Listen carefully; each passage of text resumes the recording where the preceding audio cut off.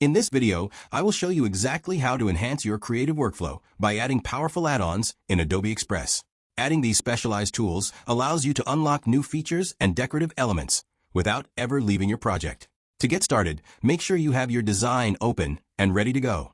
You will look toward the top right corner of the screen, where you will find a small icon featuring 3 horizontal dots. Go ahead and click on those 3 dots to open up your options menu. This menu contains several settings, but you want to focus on the option labeled Add-ons.